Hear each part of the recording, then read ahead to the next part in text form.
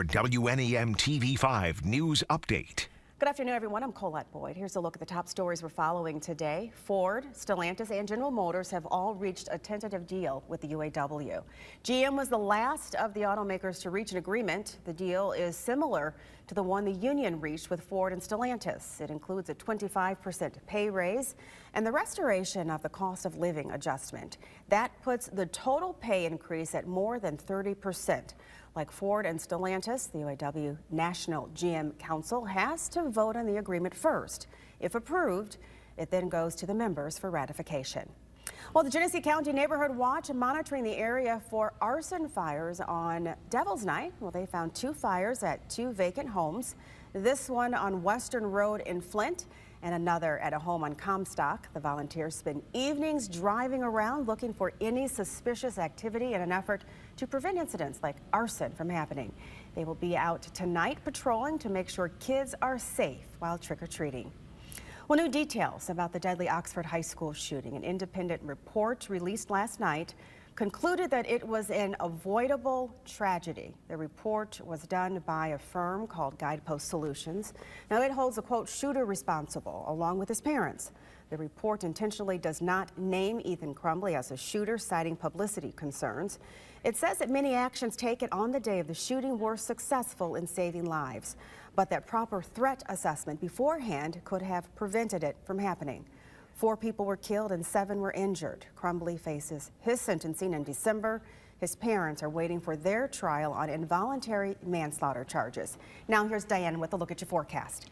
We are watching radar now as we go into the afternoon and for the evening as well, as a system that's on the other side of Lake Michigan is bringing a little bit of a wintry taste. You're going to find that we have some snowfall that's going to be included with this storm, and it's actually bringing accumulating snow to our friends in West Michigan. But as the system is going to be traveling a little bit further south, it's not actually going to be going overhead for us. But it's still going to be able to throw some snow showers in for the afternoon and evening. You can see here at 5 o'clock when you may be going out to go trick-or-treating. Maybe you're going to be handing out the candy. You're going to find that snow showers are going to be scattered throughout mid-Michigan and remaining that way during the trick-or-treat time frame. You can still see here at 8 o'clock we have blue in parts of mid-Michigan. Now overnight we will find a little bit of snow shower activity through the thumb, so we'll be watching for that to take shape, but that's going to wrap up early Wednesday morning, and once that moves out, the forecast dries out. We'll be looking at some clouds, some sun for the majority of the rest of Wednesday, and come Thursday we will find that we have some clouds, but also maybe a little bit of sun trying to peek through. As far as the temperatures for this Halloween, they may have you dancing to stay warm. We're going to have 30s in the forecast. The earlier you go out, you'll have upper 30s. As the evening goes on, we slip into the mid 30s as we will have those rain and snow showers to watch. Wind chills. As we go into the afternoon, it's going to feel like we're right around the freezing mark, if not a few degrees above that. But as trick-or-treating starts, we're going to be hovering right around the freezing point as far as what it feels like outside.